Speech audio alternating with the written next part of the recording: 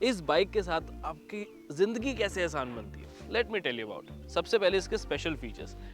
अब आप सोच रहे हैं इसकी प्राइसिंग। सी देखो क्या होता है, इस बाइक को देखो अफोर्डेबल बनाया गया है, तो हम एक्सपेक्ट करते हैं कि कहीं ना कहीं कॉस्ट कटिंग की गई होगी। लेंथ ज़्यादा होने की वजह से दो लोग जो बैठ पाते हैं वो बहुत आसानी से बैठ पाते हैं, तो वो भी आपके लिए बहुत बेनिफिट वाला पॉइंट यहाँ रहता है।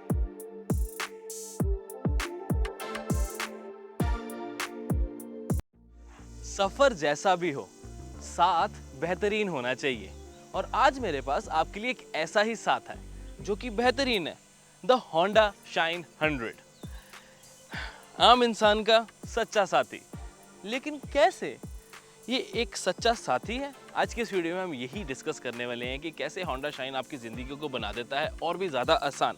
तो वीडियो में हम बात करेंगे इसके कंफर्ट, इसकी परफॉर्मेंस, इसके ड्राइविंग डायनामिक्स या और इसके सस्पेंशन, इसकी हर एक चीज़ आज की इस राइड रिव्यू में कवर होने वाली है। तो वीडियो को आखिर तक देख लें, बिकॉज आपको पता लग जाएगा होंडा शाइन 100 की सारी डिटेल्स इसी चैनल पर। और चैनल की बात कर ही रहा हूँ तो सब्सक्राइब करना ना भूलें। फेसबुक पे देख रहे हो तो फॉलो कर लें, बिकॉज हम आपके लिए लेकर आते हैं प्रॉपर गाइडेंस। कौन सी बाइक लेनी चाहिए, कौन सा स्कूटर लेना चाहिए, कौन सी गाड़ी लेनी चाहिए या फिर कौन सा व्हीकल नहीं लेना चाहिए। तो चैनल को सब्सक्राइब करके रख लो, वीडियो को शेयर करना ना भूलें, एंड तक देखें होंडा शाइन के बारे में सब कुछ जानने के लिए। Now let's begin with the all new Honda shine 100।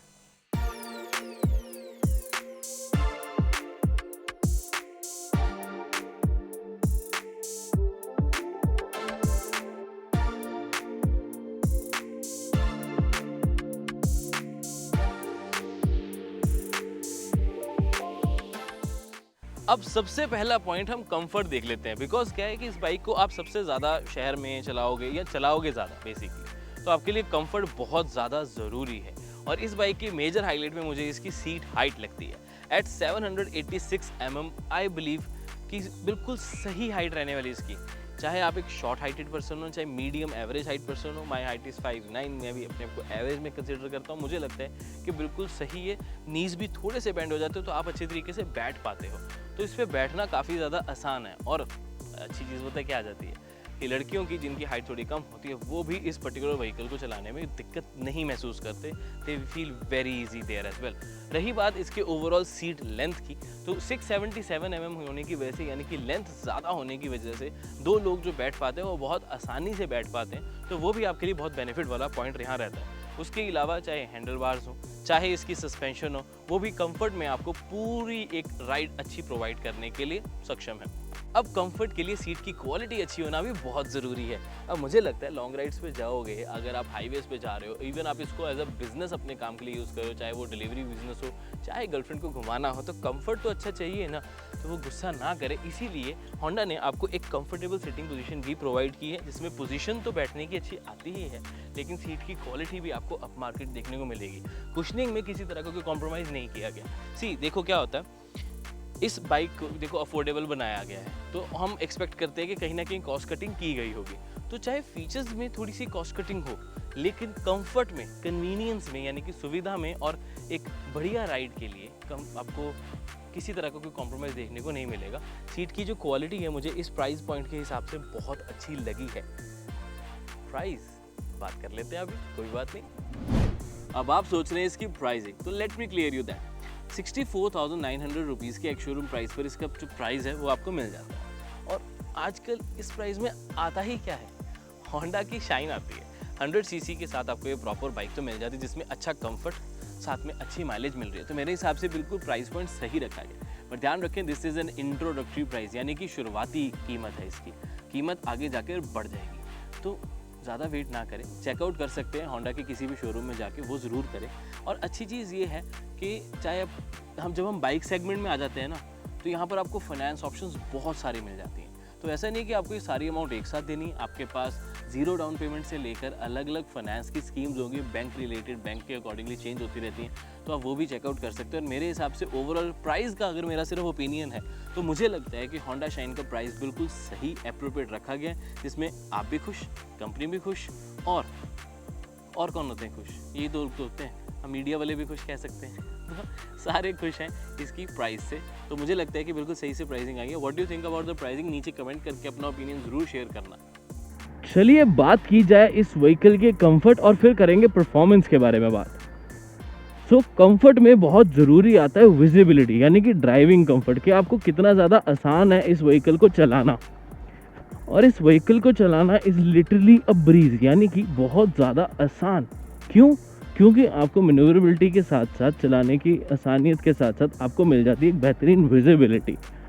मेरे हिसाब से इस विजिबिलिटी का सबसे बड़ी अच्छी चीज़ ये है सीट हाइट पोजीशन, बिकॉज आप थोड़े अपराइट यानी कि सीधे, और उसके साथ साथ एक अच्छे व्यू से बैठ पाते हो। हाइट, आपकी सीट की हाइट अच्छी है यानी कि ज़्यादा है, उसकी वजह से आपकी पोजीशन बढ़िया हो जाती है। और visibility on the over view यानी कि रियर व्यू मिरर जो है वो आपको अच्छी मिलती है, बिकॉज उसका रीज़न है इसका साइज़। अब इसका जो साइज़ है बिल्कुल एप्रोप्रिएट मुझे लगता है, जितना होना चाहिए उससे थोड़ा ज़्यादा है, और वो एक बहुत अच्छी चीज़ है for this particular vehicle, because मुझे पीछे का व्यू अच्छे से मिल जाता है और मेरी एल्बो ज़्यादा डिस्टर्ब नहीं करती, बिकॉज ये जो विंग मिरर्स हैं वो थोड़े बाहर को हैं, तो मेरी एल्बो मुझे कम और पीछे का ट्रैफिक ज़्यादा नज़र आता है, विच मीन्स एर्गोनॉमिक्स में होंडा ने बहुत अच्छे तरीके से काम किया है। फ्रंट की विजिबिलिटी यानी कि ओवरऑल रोड की visibility is also good, because जो काउल है वो काफ़ी छोटा मिनिमलिस्टिक रखा गया, ज़्यादा पीछे तक कवर इसका नहीं आता है। इट मीन्स कि आपको रोड बहुत अच्छी तरीके से विजिबल रहती है at all times. Dual pods आपको मिल जाते हैं for your speedometer, fuel information and neutral के साथ साथ इंडिकेटर के बटन और हाई बीम भी बटन, नहीं सॉरी लाइट, हाई बीम के बटन, वो सब आपको यहीं पर ऑफर किए जाते हैं। And I personally again believe कि बिल्कुल सही जगह पे हैं, दिखने में बढ़िया रहती है, स्पीड अच्छी दिख जाती है, टैकोमीटर रहता है, ओडोमीटर रहता है, सॉरी ओडोमीटर पे आप अपने सारे किलोमीटर्स जो है वो रन देख सकते हो। हाँ, किसी तरह का कोई ट्रिप मीटर का फंक्शन नहीं आता है, बट इट्स जनरली ओके, मेरे हिसाब से सही है। ओके, अब बात करते हैं परफॉर्मेंस। अब आगे हम मेन रोड के ऊपर, तो परफॉर्मेंस की बात हो जाए। 99.7 सीसी का इसका new engine is actually very reliable and refined. बहुत कम इसकी नॉइस है, वाइब्रेशंस थोड़ी सी ज़रूर है, बट आवाज़ काफ़ी कम है, जितनी होनी चाहिए उतनी की है, बहुत ज़्यादा नहीं है। इवन अगर मैं रेव ज़्यादा करता हूँ गियर छोटा करके, तो बहुत ज़्यादा आवाज़ आपको नहीं आती। वाइब्रेशंस थोड़ी थोड़ी रहेंगी, बट वो डिस्टर्ब नहीं करती, वो बहुत सही लेवल पर है। और अगेन विजिबिलिटी की जहाँ पर बात आ रही थी, तो आपको व्यू जो है वो भी बेहतरीन मिल जाता है आपके लिए। इट्स ईजी टू मैनूवर, काफ़ी ज़्यादा लाइट है ये, और मेरे को थोड़ा सा लगता है कभी कभी कि थोड़ा ज़्यादा ही लाइट है। 19-20 के फ़र्क में ये 19 होता तो ज़्यादा अच्छा लगता है, 20 ओवर लाइट हो गया। तो अगर आप ऐसे कर्व में हो, हाई स्पीड पे हो, कोई खड्डा आ जाएगा, तो थोड़ा सा आपको स्ट्रांगली होल्ड करना पड़ता है हैंडल बार को, कि ये इम्बैलेंस ना हो, इसका संतुलन ना बिगड़े उसके लिए। ओके, पावर वाइज हम बात कर रहे थे, तो आपको एक डिसेंट अच्छी पावर जो है वो मिल जाती है, और उसका सबसे अच्छा रीज़न है इसका नया इंजन। अब सिर्फ और सिर्फ इसका वेट जो है वो 99 kgs का है, तो वेट ज़्यादा ना होने की वजह से अप हिल में भी कोई दिक्कत नहीं आती। आप अच्छी तरीके से इसको व्हीकल को चला पाते हैं, चाहे 2 लोग बैठे हो, सामान हो आपके पास तब भी। और 7.4 bhp जो जनरेट करता है, और 8 Nm स्टॉक मेरे ख्याल से सही रहता है। बहुत ज़्यादा पावरफुल नहीं है ये, आप एक गियर लो करके आराम से पहाड़ी पे चढ़ सकते हो, कोई दिक्कत आपको नहीं आने वाली। लेकिन इस चीज़ का ध्यान ज़रूर रखें कि डेली लाइफ में अगर आप इस व्हीकल को चला रहे हैं तो आपको मज़ा आने वाला है, बिकॉज बिल्कुल भी ज़ोर नहीं लगता बाइक का, या आपका स्ट्रगल नहीं करता इंजन। एफर्टलेसली आप कहीं पर भी किसी तरीके से भी व्हीकल को लेके जा सकते हैं। एक्सप्रेशन वाइज भी मुझे अच्छा लगा, बिकॉज आपके अगेन वही नहीं है, वेट ज़्यादा नहीं है, और साइज़ भी ठीक है, डिसेंट अमाउंट ऑफ साइज़ है। अभी मैं सिंगल भी चला रहा हूँ, तो एक्सलरेट करके जिग जैग ट्रैफिक में से निकलना इज़ रियली ईजी।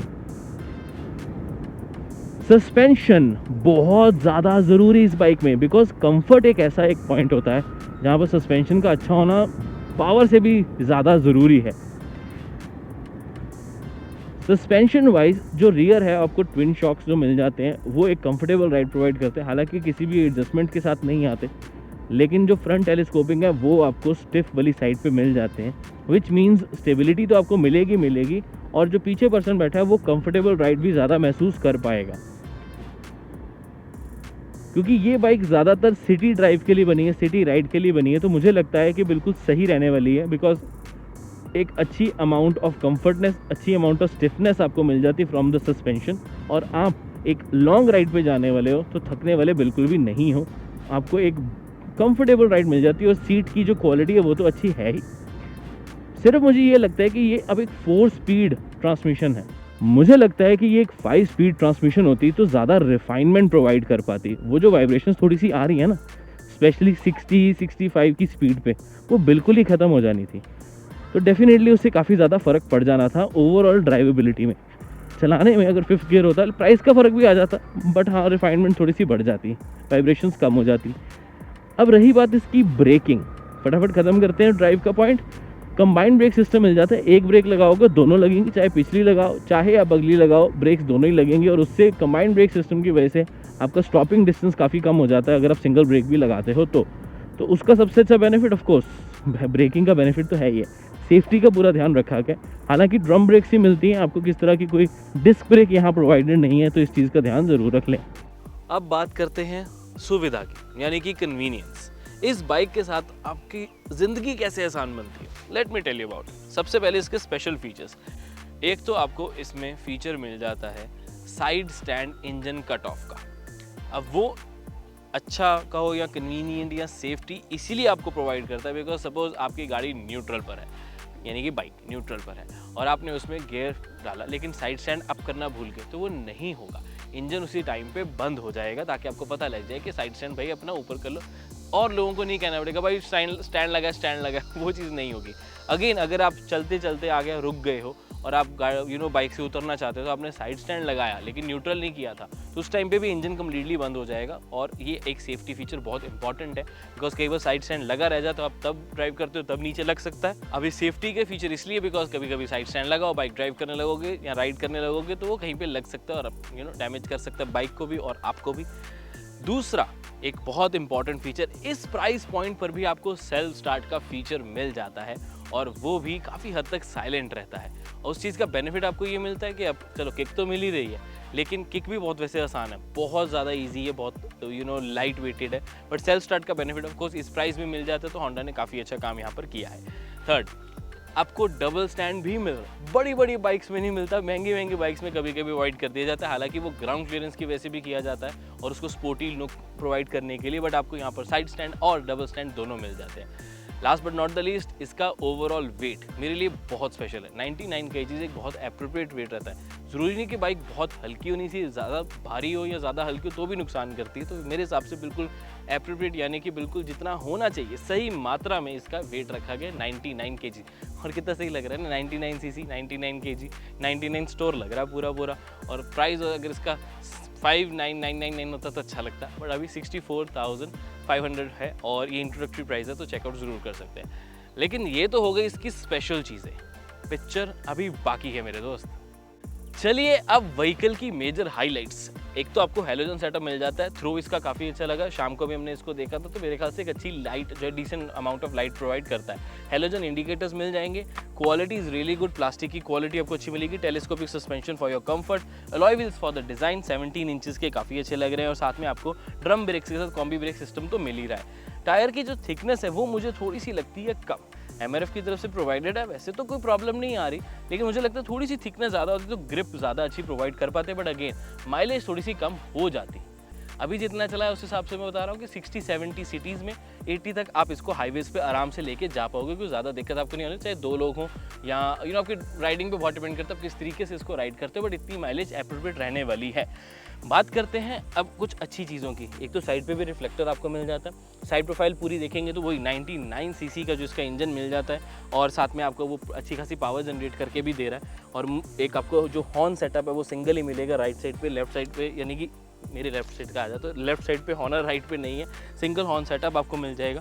होंडा की बड़ी सारी बैजिंग आपको मिल जाएगी इंजन पे, और जो स्टिकर्स हैं वो काफ़ी ज़्यादा मिल, जैसे कि ये रेड कलर है, इसमें अलग अलग कलर ऑप्शंस भी आपको मिल जाते हैं, ब्लू है, ग्रीन है, और जो है ओवरऑल बॉडी जो है वो ब्लैक ही रहने वाली है, सिर्फ और सिर्फ ये स्टिकर्स की वजह से ये कंप्लीट इसके कलर ऑप्शंस जो है वो बन जाती हैं। पीछे तक और चलेंगे तो ट्विन शॉक एब्जॉर्बर्स आपको मिल जाते हैं, अच्छी खासी कंफर्टेबल राइड प्रोवाइड करते हैं। पूरी आपको चेन के ऊपर जो है वो कवरिंग मिल जाती है, सिर्फ ऊपर ही नहीं नीचे भी, तो वो चीज़ मुझे काफ़ी अच्छी लगी। और ओवरऑल देखेंगे तो साइड पे भी वही ना, कॉस्ट कटिंग, जो कन्वीनियंट चीज़ें तो हैं ज़रूरी चीज़ें हैं, उनमें किस तरह की कॉस्ट कटिंग नहीं की गई है। इवन अगर आप देखोगे तो साइड स्टेप्स की क्वालिटी अच्छी है, साथ में आपको साइड ट्रैक भी मिल जाता है, तो सेफ्टी के लिए भी ज़रूरी है, किसी ने दोनों पैर इधर करके बैठना है उसके लिए भी आसान हो जाता है। एल्यूमिनियम आपको इसकी ग्रैब रेल्स मिल जाते हैं, तो यहाँ पर भी क्वालिटी कॉम्प्रोमाइज़ नहीं किया गया, क्वालिटी ओवरऑल आपको अच्छी मिल जाएगी। और साथ में आपको जो टायर है पीछे वो भी आपको अगेन अलॉय व्हील्स के साथ ड्रम ब्रेक्स ही मिल जाते हैं। डिस्क नहीं आती बट इट्स ओके, बिकॉज इस प्राइस में हम एक्सपेक्ट भी नहीं करते। थोड़ा पीछे चलेंगे तो आपको वही halogen setup for the tail, halogen for the indicator as well, quality आपको अच्छी मिल जाती है। और मफलर काफ़ी स्लीक रखा गया, तो ये चीज़ अच्छी भी लग रही है कहीं ना कहीं, और ओवरऑल बाइक की थोड़ा सा लुक जो है वो ऐसा लगता है और ज़्यादा बड़ी है। तो वही बात है, क्वालिटी अच्छी इस्तेमाल की गई है, sleek muffler design dual tone में दिया गया, लुक्स कूल। एंड साइड पे शाइन की पैचिंग भी आपको मिल जाएगी, फ्रंट में थोड़ा सा क्रोम का काम मिल जाएगा, वो रही इसकी किक और ऑफकोर्स इसकी ब्रेक भी। तो साइड प्रोफाइल भी बढ़िया लग रही है। ध्यान से देखेंगे तो 786 mm की सीट हाइट, 168 mm की ग्राउंड क्लियरेंस, बहुत बढ़िया रहती है, पॉट होल्स से आपको बचाती है। और रही बात इसके टैंक की, तो 9 लीटर्स का फ्यूल टैंक मिल जाता है, जो कि काफ़ी स्लिम रखा गया।